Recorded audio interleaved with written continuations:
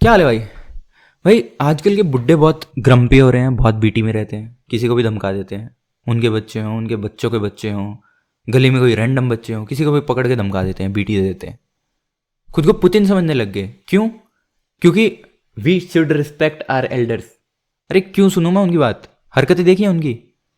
कुछ दिन पहले हम 3-4 लौंडे फुटबॉल खेलने गए। अब 3-4 ही थे तो पास पास खेल रहे थे आराम से। बगल में 8-10 आंटियाँ बैठी हैं, चिल्ला रही हैं, जोर जोर से हंस रही हैं। गलती से थोड़ी देर बाद हमारी बॉल चली गई उनकी तरफ। लगी नहीं किसी को, 10-15 मीटर दूर ही थी। एक 70 साल की बुड्ढी भाई मेरे से तेज भागी है वो बॉल उठाने के लिए, और उठा के बोलती नहीं दूंगी। मैं अरे क्या हो गया, ऐसे ऐसे क्यों कह रहे हो आंटी, दे दो प्लीज़।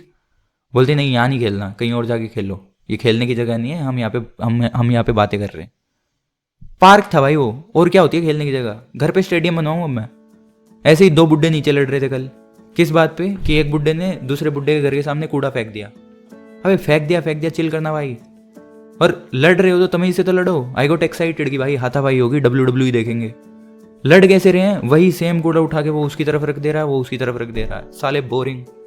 इतने खाली आदमी हैं, इतनी फुद्दू हरकतें करते हैं, क्यों सुनूं मैं इनकी बातें? Welcome to the 9th episode of understanding the existence. और आज अपन यही समझेंगे कि इन बुड्ढों को इतनी बीटी है क्यों, इतने ग्रम्पी कैसे हो गए ये, ताकि हम खुद इन जैसे फुद्दू बुड्ढे ना बन जाएं। विल मेक श्योर कि अपनी जनरेशन के बुड्ढे होंगे ना, वो सबसे चिल आदमी होंगे, खुद भी चिल करेंगे और सबको चिल कराएंगे। So let the chills begin. तो भाई इन बुड्ढों को इतनी बीटी है क्यों? किसने इनकी पुंजड़ पे पैर रख दिया? इनकी होगी भाई ट्रिप खराब। मान लो तुम 3-4 दोस्तों ने प्लान बनाया कि भाई न्यू ईयर आ रहा है, दिल्ली से गोवा अपन रोड ट्रिप करके चलेंगे, वहाँ पे पार्टी मचाएंगे और चिल करके वापस आएंगे। एक नंबर प्लान। तुमने एक्साइटमेंट में अपनी क्रेटा निकाली, तुम्हारे दोस्त ने मैप लगाया, लेकिन वो मैप लगा दिया गलत जगह का। जाना था तुम्हें गोवा, तुम्हें पहुंचा दिया गुजरात, ड्राई स्टेट। और वहाँ कह रहा है भाई कि अरे पहुंच गए जगह पे, चलो चिल करते हैं। गुस्सा आएगा ना भाई, उसके रैप्टे मारोगे, कहाँ लेके आ गया साले। लेकिन इवेंचुअली शांत हो जाओगे कि कोई बात नहीं, इससे बाद में निपटेंगे, अभी सही रास्ता लगा के गोवा निकलते हैं। 1-2 दिन कम पार्टी कर लेंगे, लेकिन इतनी दूर आए हैं तो पार्टी तो करके ही जाएंगे। अब भाई मान लो तुम्हें लाइफ में ऐसी ट्रिप करने का सिर्फ एक ही चांस मिले। You can choose any destination you want, कहीं भी जा सकते हो, लेकिन देयर आर 2 कंडीशंस। पहली चीज़ तो तुम्हारे पास मैप्स नहीं है कि तुम्हें सीधा वहीं लेके जाएं, और दूसरी चीज़ तुम्हारे पापा के तेल के कुएं नहीं है, कभी भी तुम्हारी गाड़ी बंद पड़ सकती है, यू डोंट नो व्हेन। तुमने डिसाइड किया अमेरिका चलते हैं, ट्रम्प भाई से मिलेंगे, कॉन्सर्ट्स में जाके पार्टी मचाएंगे, कैसीनोज में जाके जुआ खेलेंगे, फुल फुल प्रॉपर मज़े करेंगे। अच्छी बात है, लेकिन तुमने इतनी सी भी रिसर्च नहीं करी कि अमेरिका पहुंचना कैसे है। ना कोई फिजिकल मैप देखा, ना किसी ऐसे बंदे से पूछा जो पहले गया हुआ है। ऐसे ही मुंह उठा के क्रेटा लेके निकल लिए। पहले पहुंच गए पाकिस्तान, फिर अफगानिस्तान, फिर दुबई, फिर सऊदी। बहुत देर हो गई गाड़ी चलाते चलाते, अब फटने लग गई कि भाई तेल कम हो रहा है, क्या पता अमेरिका पहुंचूं ना पहुंचूं, किसी से रास्ता पूछ लेता हूँ। जिससे रास्ता पूछा उसको खुद नहीं रास्ता पता था, उसने तुम्हें अफ्रीका का रास्ता बता दिया। तुम अफ्रीका पहुंचे और तेल खत्म। कॉन्सर्ट्स, कसिनोज, ट्रम्प, ये तो दूर की बात, जहाँ पे तुम ऑलरेडी रहते थे वहाँ से भी वर्स कंडीशंस में पहुँच गए तुम। बीटी तो होएगी, 24 घंटे गुस्से में रहोगे। यही हो रहा अपने बुड्ढों के साथ। उन्होंने भी कुछ सपने देखे थे, गोल्स, ड्रीम्स, एक्सपेक्टेशंस, कि फाइनली जब मैं अमेरिका पहुँचूंगा, इतना बड़ा घर होगा, इतनी सारी गाड़ियाँ होंगी, मेरी फैमिली ऐसी होगी। लेकिन अमेरिका की जगह पहुँच गए कहाँ? अफ्रीका। क्योंकि रास्ता तो देखा नहीं, हवाबाजी में ऐसे ही चल पड़े। अब हो गया तेल खत्म। बीटी उनकी वजह से ही है, निकाल हमारे ऊपर रहे हैं गुस्सा। अब भाई 1-2 बुड्ढा खराब निकले तो समझ भी आता है, कुछ ट्रेजिक हो गया होगा, किसी ने बीटी दे दी होगी, कोई बात नहीं। लेकिन अगर मोस्ट ऑफ द बुड्ढे are turning out this way, उसका एक ही मतलब है कि अपनी सोसाइटी में, अपने कल्चर में कोई आउटडेटेड पीस ऑफ नॉलेज है about how to live life, जो कभी पहले काम किया होगा, लेकिन आज की लाइफ में जो सिनेरियो है वहाँ पे वो फॉर्मूले काम नहीं करेंगे, एंड इवेंचुअली जहाँ हम जाना चाहते हैं वहाँ नहीं पहुँच पाते। अपने दिमाग के पास एक क्रेजी एबिलिटी होती है भाई, प्रोप्रियोसेप्शन। मान लो तुम गाड़ी चला रहे हो, तो जो काम तुम गाड़ी के लिए कर रहे हो वही काम प्रोप्रियोसेप्शन तुम्हारे लिए करता है। गाड़ी चलाते वक्त तुम सिग्नल्स रिसीव करते हो, कितनी स्पीड पे चल रहा हूँ, पीछे क्या आ रहा है, आगे क्या आ रहा है, कितना स्पेस है, and based on that you try to drive the car in a way कि उसको कोई डैमेज ना हो, जहाँ भी जाए सेफ तरीके से जाए। यही है अपने प्रोप्रियोसेप्शन का काम।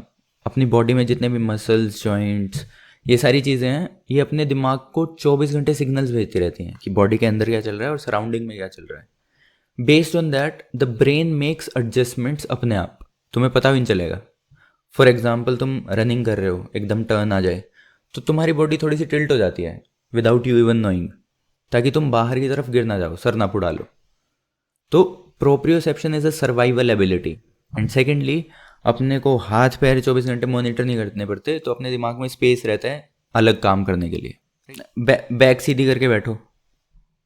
ऐसे ही अपना ब्रेन बिहेवियर और थिंकिंग के लिए ट्रेनिंग लेता है। Brain is like our parents. जैसे अगर मान लो तुम्हारा बचपन में समय रैना दोस्त होता, तुम उसको घर मिलाने ले जाते, मिलते ही तुम्हारे पेरेंट्स क्या कहते हैं, भाई किसको ले आया घर पे, क्या क्या बोल रहा है ये, इसकी संगत छोड़ दे। दूसरी तरफ एक बच्चा है जिसकी तोन निकली हुई है इतनी बड़ी जितना मैं पूरा हूँ, राइट, लेकिन उस बच्चे के नंबर अच्छे आते हैं, वो किताब में घुसा रहता है, तो उसकी संगत में रहो क्योंकि तुम्हारे सर्वाइवल के चांसेस बढ़ेंगे। They don't want us to take risk जिनसे अपनी लाइफ में कुछ बीटी आ सके, राइट। ऐसे ही अपना brain treats ideas and beliefs.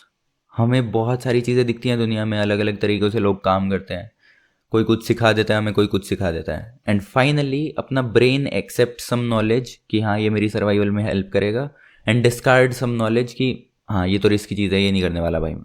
But the problem is कि इसी रिस्क के डर की वजह से वी डोंट एक्सप्लोर थिंग्स। हम पहले ही मान के बैठ जाते हैं कि बहुत रिस्क की चीज़ है यार, ये ट्राई करूँगा तो फेल हो जाऊँगा, बीटी हो जाएगी।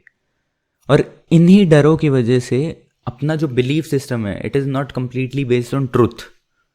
हमें लगता है दुनिया ऐसे काम करती है, बट रियलिटी कुछ और ही है।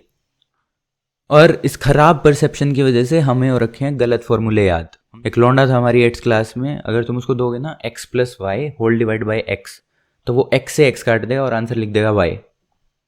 तो ऐसे ही हमने गलत फॉर्मूले याद रख रखे हैं और हम सोच रहे हैं कि आंसर सही आएगा, जहाँ हमें जाना है हम वही पहुँचेंगे। तुम्हें फॉर्मूले गलत याद हैं, कॉन्फिडेंस तुम्हारे अंदर ट्रम्प से ज़्यादा है, फिर कहते हो अरे मैंने तो सोचा ही नहीं था ऐसा हो जाएगा। जैसे democracy is about questioning the government, people have started supporting the government, what the fuck bro. फिर कहते हैं भाई रेफरल डाल दे भाई, कहीं से और डलवा दे भाई, नौकरी नहीं लग रही भाई, अरे नहीं लगी भाई।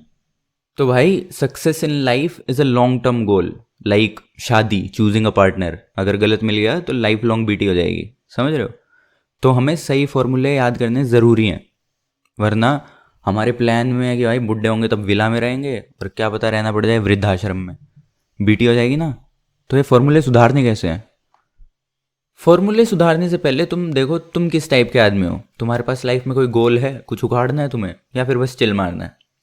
अगर चिल मारना है तो गेट एक्सपीरियंसेस ब्रो, कुछ कुछ ट्राई करो, चीज़ें करो, लोगों से मिलो, and have flexibility of mind कि मैं भी गलत हो सकता हूँ। The second thing is read books. जितनी डेवलपमेंटल, जितनी नॉलेज बेस्ड बुक्स हो सकती हैं पढ़ो। Every book contains around 40 years of experience. जो मैं पढ़ता हूँ they contain about 500 years of experience on average, I think. कहने में क्या जाता है। अब आते हैं भाई उन लोगों पे जिनको लाइफ में कुछ अचीव करना है, जिनका लाइफ में कुछ गोल है। इसके लिए है भाई 3 स्टेप्स। पहला, imagine the final day of your life. जब तुमने गोल अचीव कर लिया तुम्हारा, तुम कैसे दिखते हो, तुम्हारी बॉडी कैसी बनी हुई है, तुम्हारी फैमिली कैसी है, तुम्हारे पास कितना बड़ा घर है, कितनी गाड़ियां हैं, everything. Second step is find a person in this world जिसने वो चीज़ें अचीव कर रखी हैं, या फिर पास्ट में अचीव करी हो, अभी मर गया हो तो भी चले। Third and final step is उन बंदों के soft skills, behaviours, values, try to acquire those things. Same नौकरी करनी ज़रूरी नहीं है, सेम हार्ड स्किल्स ज़रूरी नहीं है, सेम पैसा कमाना ज़रूरी नहीं है। If you learn their soft skills and values, that will make you capable of handling that particular level of success that they are having. Basically reality में प्रूफ बेस्ड तरीके से तुम काम कर रहे हो, अपने ऊपर चीज़ें समझ रहे हो। जिसने ऑलरेडी वो अचीव कर रखा है, जो चीज़ें दुनिया में काम करी है।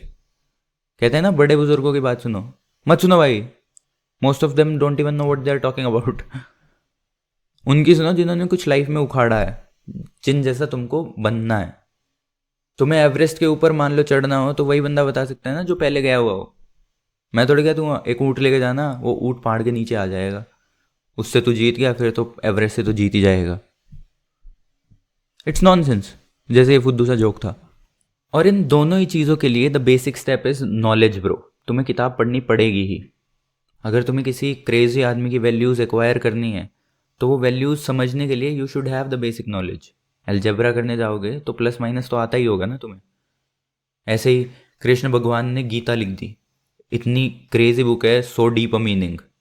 तो जिस बंदे को वो समझनी है, उसका इंटेलेक्ट कृष्ण भगवान जैसा होना चाहिए ना। स्टिल इंडिया में इतने सारे ये बाबा बने हुए हैं, most of them are not even 8वीं पास, और उनको गीता समझ आ गई। 10 साल के बच्चे को गीता समझ आ गई भाई। इन सब लोगों का इंटेलेक्ट, इन सब लोगों का इंटेलिजेंस कृष्ण भगवान जितना है, ये कहना चाह रहे हैं। What the fuck bro.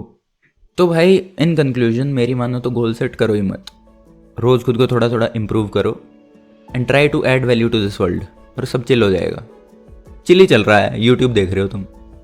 और अगर कोई गोल सेट करना ही है ना, तुम मान के मत चलो कि जो तरीका मैंने सोच रखा है वही सही है, या जो उन अंकल ने बता दिया वो सही है। उसको वेरीफाई करो विद सम पर्सन जिसने पहले वो चीज़ कर रखी है, जो वहाँ पे है ऑलरेडी, जहाँ पे तुम्हें जाना है। वरना वही एक बार तेल खत्म होने के बाद एक्सपेक्टेशन जब मैच नहीं करती तो बहुत बीटी होती है भाई। एक ही लाइफ है, try to make the most out of it. I hope after this video अपनी जनरेशन के लौंडे जब बुड्ढे बनेंगे तो अपन सारे सबसे क्रेजी बुड्ढे होंगे भाई, सबसे कूल बुड्ढे। एंड सेकेंडली, अगर कोई तुम्हारा दोस्त अभी से ग्रम्पी रहने लग गया, बीटी में रहता है, रोता रहता है, बीटी देता रहता है, तो शेयर इट विद देम। अभी तो बहुत टाइम है, चिल ही चिल है। एंड फाइनली, अगर तुम सब्सक्राइब करोगे, मेरी वीडियोज़ रेगुलरली देखोगे, और जो मैं सिखाता हूँ वो थोड़ा थोड़ा इम्प्लीमेंट या एक्सपेरिमेंट भी करके देखोगे, तो भाई आई प्रॉमिस, इतनी दूर से बैठे बैठे बिना छुए तुम्हें खुश कर दूंगा। खुश रहना और फिर चिल करना। Bye bye.